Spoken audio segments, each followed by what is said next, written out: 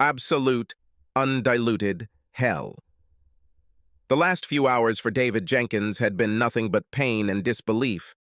An anonymous email message stated that his beloved wife of 6 years, Lauren, had been seen entering a room at a cheap motel the previous Wednesday afternoon, and that she was now having lunch with the same man again. To say David was shocked would be a gross understatement. He and Lauren were deeply in love, having sex 3 to 5 times a week, and their lovemaking was usually intense and sincere. He was not yet 30. Still, he couldn't ignore the email or its implications. So, feeling more tense and nervous than he had ever been in his life, he drove home that day, a changed man. Arriving home around 6 p.m., as usual, he saw Lauren's car already in the driveway. Still in her work clothes, she was standing at the sink, rinsing vegetables, when he entered the kitchen, greeted him hesitantly, and set down his briefcase. "Hi, honey. How was your day?" Lauren dried her hands on a towel before turning to kiss him. David was amazed at how carefree Lauren was after spending the day with another man. "Great. But there was some bad news this afternoon regarding a project we're working on, and it looks like I'll have to go to Greensboro on Friday, so I won't be home until 8 p.m., depending on how the meetings go, and then I'll go home."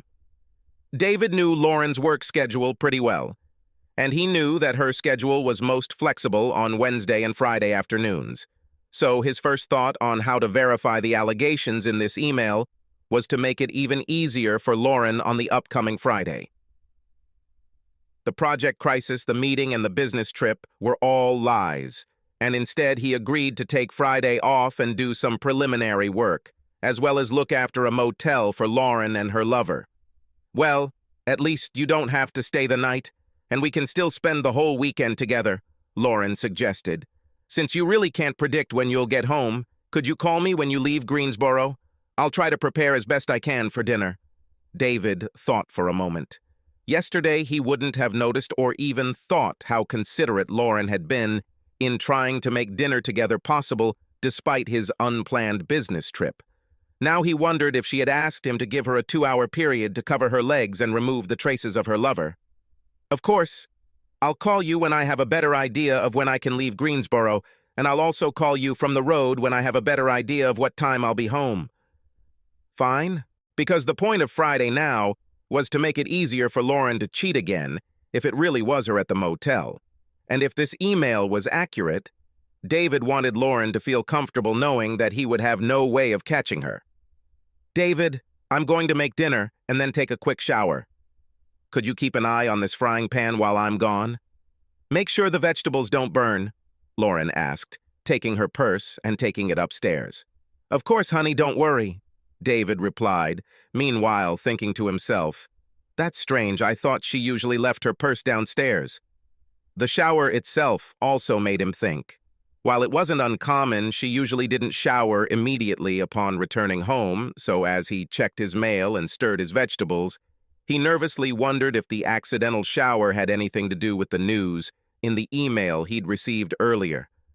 Screw my life, David thought. One anonymous email, and I'm questioning everything about my marriage that I thought was absolutely wonderful until today. At dinner, David was clearly thoughtful. "Anything else wrong, honey? Besides the project you were talking about? You seem awfully quiet and almost on another planet," Lauren finally asked, having received a terse answer to a couple of questions she had asked. "No, sorry. I guess I'm just tired, and also already thinking about what I need to do tomorrow to be ready to head to Greensboro on Friday." David knew he needed to act normal so as not to make Lauren think anything was unusual. David found it almost funny. What is considered normal now? My wife could be cheating on me, or I could be picked on by someone with a shitty sense of humor, or I could be the unintentional victim of a bad email address. What if it was a completely different woman and the sender mistook her for my wife? To hell with this life. Yesterday I was confident in my happiness, and today I am a fucking wreck of doubts. Dinner was cleared up, and after watching TV for a while, David and Lauren talked about plans for the weekend and eventually began getting ready for bed. David had already said that he was going to bed early because he had to go to work early to prepare for the trip. David's stomach knotted at the thought of what he would do if Lauren made any moves about sex tonight. He thought about Wednesday nights and whether there had been a pattern to their sex lately, and realized with horror that his recollection was that it was about 50-50. Connecting it with her shower after work, he felt in the dark, trying to pinch the tail of a two-faced donkey. Lauren got into bed first, and when David joined her, she quickly snuggled up behind him, hugged him tightly, and reached up to scratch his chest with her nails. "Can I take you away from work for 30 minutes, my love?" Lauren suggested playfully. Crap, David thought. How much more can I take before I lose control? He patiently stuck to plan A and said, "As much as I would like it, my dear, I won't be of much use to you today or tomorrow. I'm just too distracted by this project hanging over me." As he said this, he again couldn't believe how much his life had changed in the 60 seconds it took to read and understand that simple email he had received just 10 hours ago. "It's okay, honey, I understand. I just thought if you're up for it, I'd offer you some well-deserved stress relief." Lauren hugged David tightly and kissed the back of his head before saying goodnight and rolling over. David was relieved at the same time. What did she mean by, "if you're ready for it"? Fuck my life! David got up and left for work before Lauren woke up, so he avoided further questions or piercing glances. He realized how poorly he dealt with a problem, real or imagined. Last night reminded him of Poe's treacherous heart, and with that realization, he knew he had to avoid another night of close contact with Lauren. "Hey, honey, I'm going to be working late tonight, getting ready for my trip and meetings tomorrow, so don't worry about dinner for me, and I'll see you probably before bed." David left in her voicemail around noon. However, Thursday was spent without preparing for business meetings. David was a planner and organizer by nature and by profession, so even though he didn't have the hard facts of her infidelity, he wanted to organize everything. He called everyone until he found a lawyer who could meet with him the next day and searched the internet for recording devices. After deciding what he wanted to buy, he looked around town for some local stores that had similar devices and found a store he would stop by before heading home. David is competent enough at his actual job that no one asks him what's going on, but his heart and mind were clearly elsewhere. He was a little late from work and then went to a store that sold eavesdropping equipment and bought a simple voice-activated pen that he thought he could hide in Lauren's purse, which was usually with her in her office and car. He also brought work home to pretend he was getting ready for a trip the next day before Lauren went to bed. "Hi, darling. I'm so glad you're finally home," Lauren said, walking to the door when David arrived around 9 p.m. "How is the project and trip going? I think it's not bad. Since we learned about these new issues, we have allocated more resources to this, so I hope that everything will be resolved on Friday, for better or worse." This is playing with fire, David thought, for better or for worse. I wonder if she feels the same way now. Thursday night, to David's relief, was a repeat of the previous night, only with cuddles. To her credit, Lauren seemed completely unfazed and, as far as David could tell, acted the same way towards him as before. Relatively speaking, however, he was such a complete wreck that it probably wasn't difficult for Lauren to appear normal in comparison to David. On Friday, getting up again at dawn, David checked the pen, put it in Lauren's purse, and left the house. He killed some time at the coffee shop and then went to meet his lawyer at 10 a.m. David considered this meeting solely to obtain information, but in the end, he really liked the lawyer. They discussed David's email and his still unconfirmed fears, as well as the fact that today was a date with a potential lover, which David was going to check out himself. He admitted that he had nothing but that damn email, so going all in on a private investigator or thousands of dollars of electronic surveillance equipment didn't make much sense. From a lawyer, David learned about the formulaic reality of divorce, for that matter. Without children, a no-fault divorce was relatively simple, especially since David and Lauren earned comparable salaries and had similar retirement plan balances. The house was largely in debt, so liquidating it would be more of an emotional shock than a financial strain. However, David left the law office in complete confusion. How can I even feel this nightmare and think it won't be that bad?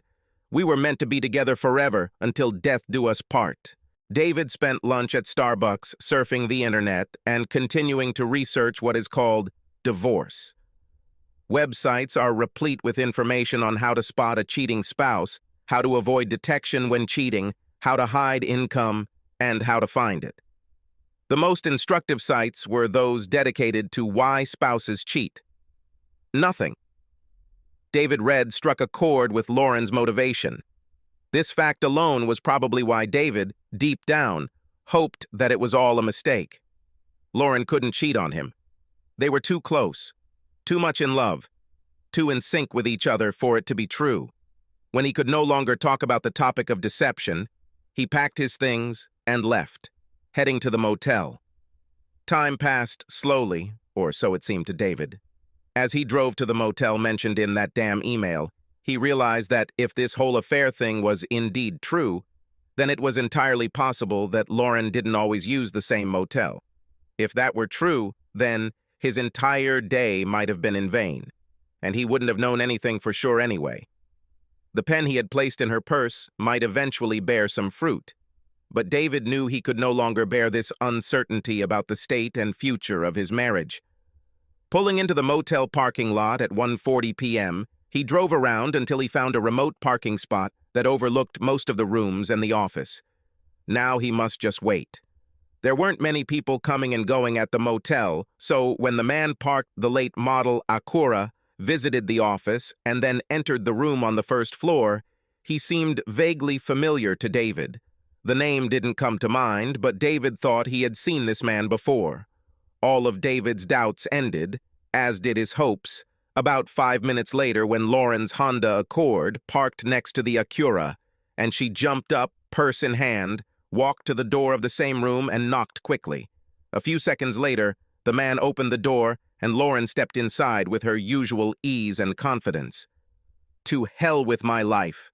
It's all true, David thought, pounding the steering wheel with his fists. How could Lauren do this to us? And why? There was simply no rhyme or reason to it. David had never felt so blind in his life. The planner and organizer just pulled the rug out from under him. David's thoughts were racing left, right, up and down, like the new Fury roller coaster at Carowinds.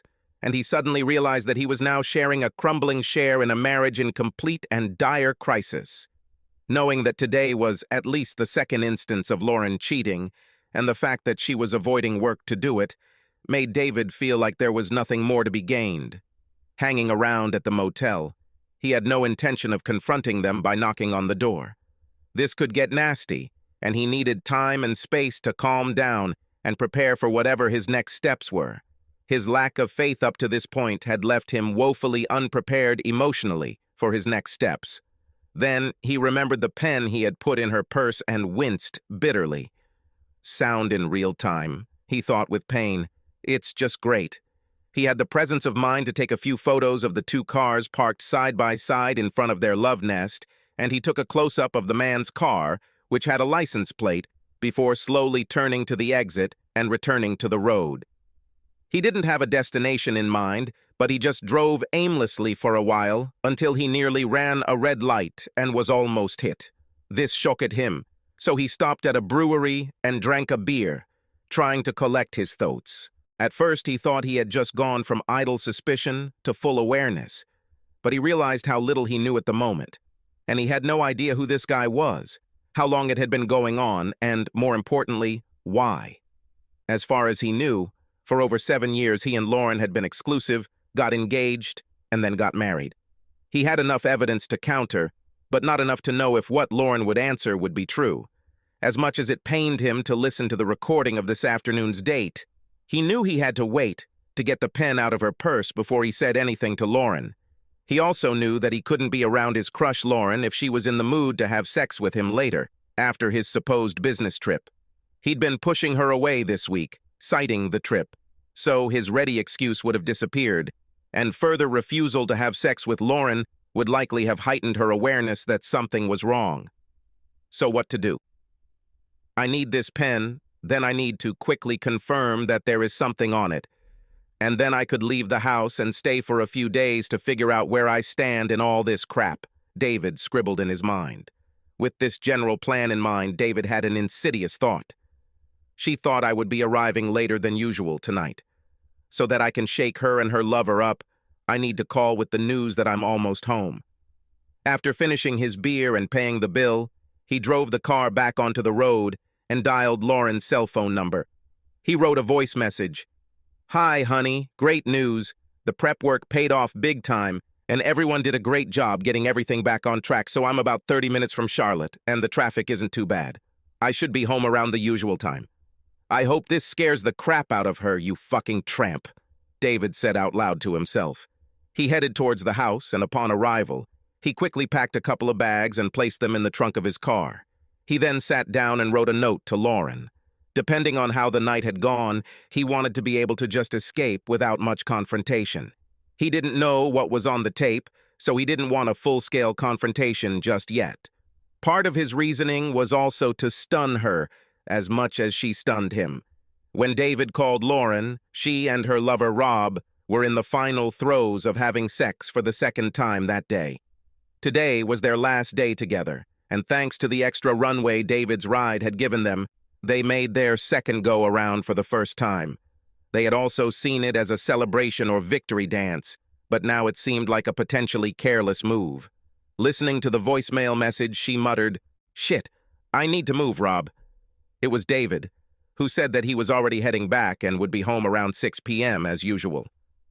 "Well, at least you got the early warning phone call he promised you," Rob joked back as Lauren hugged him and said goodbye, then quickly ran to the bathroom to take a shower. Routine and habits took over. Rob got dressed and left the room while Lauren took a shower. He was heading to the gym for his standard post-coital and shower workout. On the way home, Lauren was more concerned about David's early return home and his joyful mood about the project taking a turn for the better. "I thought he'd be home late and probably burnt out from meetings and travel, but he'd probably want to make love tonight after missing most of the week," she thought as she turned into their neighborhood. Still a little nervous, she turned the corner, approached her house, and saw David's car already in the driveway. "Holy crap, he did well in Friday traffic," she muttered out loud, parking his Accord next to his new civilian. Lauren thought he might want to pounce on her as soon as she entered. She thought that maybe a preemptive offer of a nice holiday dinner might be a good idea. David was on pins and needles when he heard Lauren's car in the driveway. This would be the first time he had seen her since he knew for sure that she was a cheating cheater. Bags packed and in the car, a note prepared. All he needed was a pen to write. He sat in the living room so he could catch Lauren as soon as she arrived. "Hi, darling," Lauren exclaimed as she walked in and saw David getting up from his chair. "Looks like everything went well." "Why don't we go out to eat and celebrate?" she asked him as they hugged and kissed each other. "That sounds great since I got home early. Why don't you go upstairs and change while I book a table somewhere?" David suggested.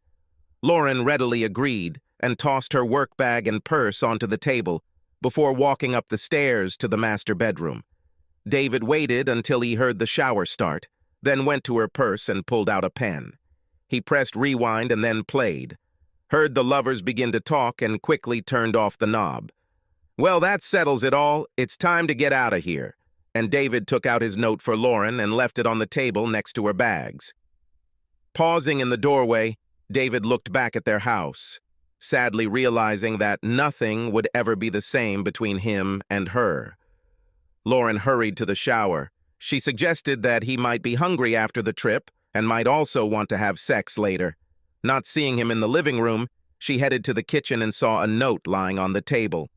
Taking it and starting to read, she gasped, "No, God, no, this can't be true.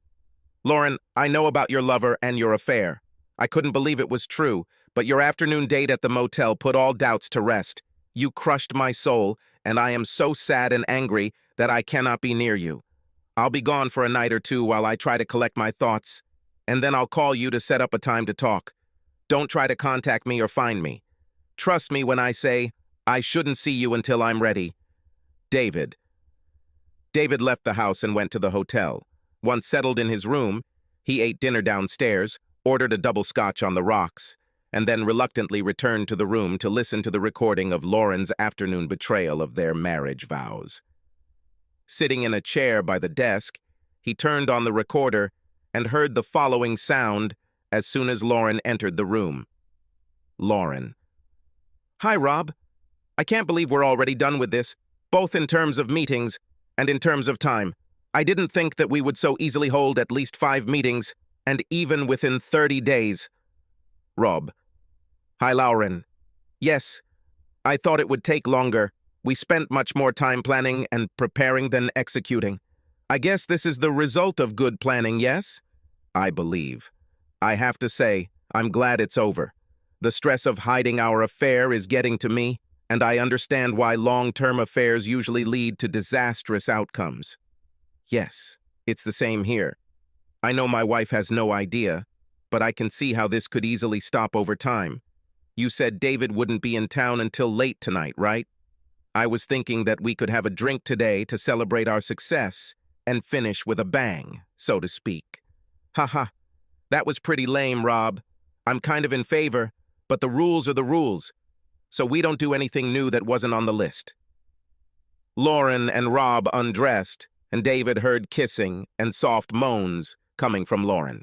David heard the bed creak. David listened to all 90 minutes of illicit sex between Lauren and Rob. 2 things struck him. First, the sex seemed normal, even ordinary, and David couldn't imagine why Lauren would risk her marriage for the same thing. Rob used condoms during intercourse, and nothing they did was outlandishly erotic. And secondly, none of them humiliated or defamed their spouses. David knew the affair was real. They had dated 5 times, but he still had no idea about the why behind it. Friday night was mostly sleepless for both David and Lauren. Eventually, David gave up and realized there was nothing more to gain from the recording. Deciding to take advantage of the weekend and freedom from work, he wrote to Lauren, "I'll come to your house at 11 a.m. to talk, if that's okay with you." Lauren grabbed her phone as she heard an incoming message ping. "Yes, please come home. I'm so sorry I hurt you." David didn't pay attention to Lauren's answer. Arriving shortly before 11 a.m., David trudged to the front door and rang the doorbell. Lauren opened the door. "David, you don't have to call your own house." "I didn't feel comfortable just going in," David replied. "Can we sit down at the kitchen table and discuss next steps?" Lauren was unhappy with David's business-like behavior and the way this discussion was unfolding. Sitting across the table from each other, time stood still for a moment before David cleared his throat and asked a question that shook Lauren to her core. "Are you denying in any meaningful way that I have learned of your activities with Rob?" Lauren teared up and thought about David's question and how focused and matter-of-fact he was. This conversation, in her opinion, should have been aimed at making David understand that nothing she did changed her feelings for him, and that she and Rob had this affair only to prove the wrongness of their work colleagues. David only knew about the meaningless sex and nothing about the conversations at Lauren's work that led to Rob and Lauren's plan to prove their friends wrong. "David, before we go any further, you must first understand that Rob and I only did this to prove that we could have an affair without anyone knowing about it. A few months ago, many of us at work were discussing affairs and how they are almost always discovered, as well as the tragic turmoil they cause in marriages. The debate was divided into 2 camps. Some thought that all cases beyond the scope of a one-night stand would certainly be solved. Others thought that keeping more than one-night stand a secret would require some planning and, of course, a fair amount of deception. But it could be done. Rob and I got into the last camp and then talked about what precautions would be necessary. Wait a second. Are you saying it was just an experiment or a game? Just to see if you can have an affair that goes unnoticed? Yes, in fact, that's all. It's just that talking about it has become a game.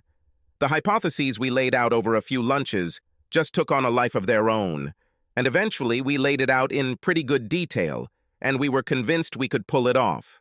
But that was the rub. To truly succeed would mean that not a single soul could or would ever know what we have achieved. Long story short, we decided to test our plan, fully aware that Rob loved his wife as much as I love you, and that this game, if you will, meant nothing as far as our relationship was concerned. It was just sex, and one of our conditions for the test was that it had to last at least 30 days, and we had to meet at least 5 times. But it was just sex, David. We don't love each other at all. We love our spouses. We purposefully didn't do anything sexual that we didn't share with our partners, and it never took anything away from our spouses. What do you mean nothing was taken from me? I used to have a faithful wife, but now I don't. Yes, I suppose now that you know it's true. But if you never knew about it, you would believe that I am faithful. In my heart, it was meaningless sex. And during this entire month, if you wanted sex after Rob and I were together, I never turned you down. Great, Lauren. Sloppy seconds and no harm done. I feel really warm and fuzzy now. Look, I know you're hurt, and you must feel terrible about what you found out, and I'm truly sorry for hurting you. But I hope that the details I have shared can dispel any doubts about my love for you and erase any thoughts about my feelings for Rob. He's just a co-worker I had sex with, but that's all it was. No love, no feelings. It's only because you know it's a terrible thing right now. Rob and we were very careful, and we were confident that we would never be discovered, and we would never have thought that it would cause any harm to our marriages.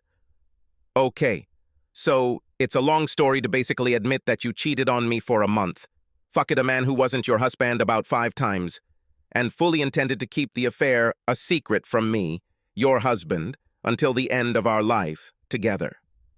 Returning to my main question, I assume you are not denying any of the disgusting facts that I have learned about your activities with Rob. Lauren sank a little at the repeated direct attack on her excuses. Yes, I suppose the facts are what they are.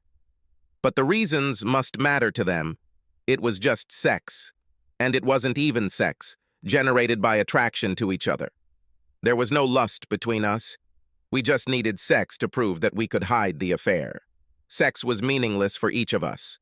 David was torn between thinking that Lauren must have swallowed a bottle of stupid pills last month and wondering if she had always held such crazy beliefs. It doesn't seem like there's much passion between you two. That's it, David. There was no passion. It was just sex. I know you're hurt, but I'm ready to do anything to make amends. Wait, this is still bullshit. This whole, it was just sex, excuse is nonsense, and you should know it very well. We talked about being faithful when we decided to be exceptional. We discussed this at length when we talked about marriage. We dated exclusively for almost a year, and we spoke again before I proposed. We specifically promised fidelity to each other during premarital counseling and in our damn wedding vows. I don't recall a single mention of the "it was just sex" excuse. Lauren saw that there was no point in arguing with their story. David, you're right. We did discuss fidelity at length. The point I'm trying to make is that we are on the same page where it matters, meaning our love for each other. I've only loved you for the last 7+ years and never for 1 second had the slightest feelings for Rob. If playing Yahtzee with Rob 5 times in a month could make a difference, we would. It was just sex, but sex was necessary to carry out the secret affair. It was more like it was all the stupid pills' fault, and then David jumped on what Lauren had just said. So why didn't you just play Yahtzee? Or should you have just played backgammon? Or just do some other damn thing other than just sex? You made it clear that you didn't have to have sex with Rob, and you also said that no other soul would ever know about this affair, so you could do something else in that hotel room that would look and smell like an affair. Mission accomplished, right? To prove that you were capable of having an affair, you didn't actually have to have sex. You still had to hide your activities from your spouses, so there was some blame involved. You were leaving work early anyway, so you would still have to hide it. It didn't really matter, with or without sex. Lauren's head lolled to the side as she considered David's challenge, and she felt herself sinking quickly and deeply. Lauren couldn't think of any other excuse to overcome his assumption. Since no one will ever know, it didn't really matter whether Rob and Lauren had sex or not. To win their little, unannounced bet, they just had to play out the affair with all the necessary secrets and meetings in hotels. So why did she actually have sex? I don't know, David. I never thought about this aspect of secrecy. We planned a secret affair to see if we could do it. Then we decided to test our plan. We were just expected to go all the way to the end. Lauren, all day today, you've been using the word just to minimize what you've done, the same way you say, just a second or just a little, when in fact what you've done is seriously damaging. Damage, and it's the worst thing either of us could do to our marriage. The fact that you don't see it yourself is probably worse than the fact that you fuck another man 5 times in a month. Hell, you almost feel like you've only fucked him 5 times, so it's no big deal. Well, this is very important to me, and at the moment we haven't gotten anywhere, so I'm leaving for now. David left, returning to the hotel. On Monday, he canceled work and began to think through Lauren's arguments. He couldn't believe that she thought so little of her loyalty that she would cast it aside to win a phantom bet against work colleagues who knew nothing. It's all a game to her. I've had enough, David thought to himself.